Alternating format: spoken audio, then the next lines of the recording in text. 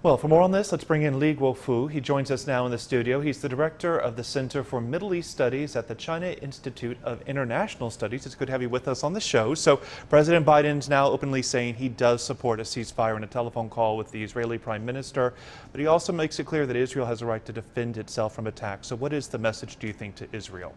I think first, when the conflict broke out, the U.S. president has made very clearly he supported Israel, and he said Israel has the right to defend itself. But we also see, as the increasing of casualties, especially among the Palestinians, there is also pressure was built up on the Biden administrations, even within his own administration. And some people say that the U.S., especially the John Biden, promoting a kind of idea of human rights and democracies, but at the same time he was supporting the Israeli, to some extent, the killing the Palestinian people. I saw with the pressure was built up, he said he support the ceasefire. It sounds something like a change of the positions. This is, I personally believe, is a sound to pressurizing the Israeli governments, especially the Netanyahu governments. So, the time is come and enough is enough. Let's, seriously considered, the idea of ceasefire. Enough is enough. Let's consider a ceasefire, but how likely do you think that is, since the Israelis have really given no indication that they're open to one right now?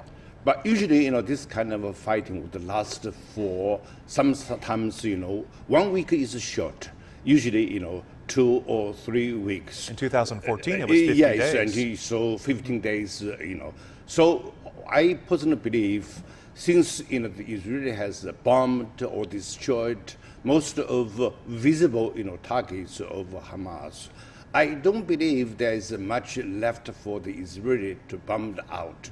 Now the time is how Israeli at this time to make a proper safety arrangement with Hamas in order to extend the quiet border between Gaza and Israel. I think this is the priority now for the Israeli government. As you mentioned, this is something we see every few years or so. Generally, we also see universal condemnation from the Arab world.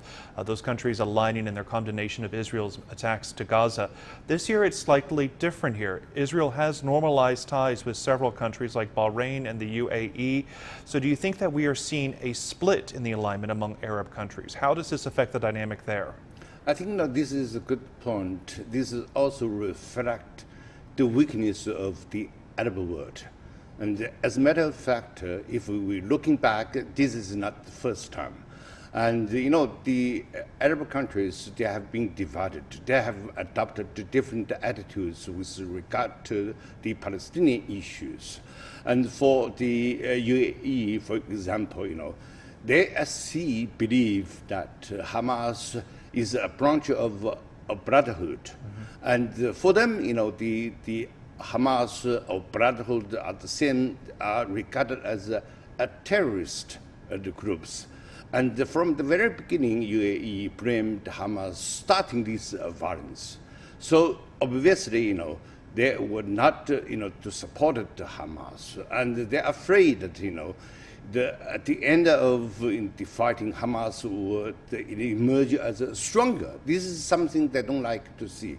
So, they adopted this very lower profile, and they could not say against Hamas to support the Israeli into bombing the Palestinian people. So I believe, until the Arab countries united, it will be very difficult to unify the Arab world to form a consensus with regard to the Palestinian issue. This is one of the issues why the Palestinian issue has been lasted so long, until now has not solved yet. All right, Guofu with the China Institute of International Studies. Great to have you with us. Thank you so much.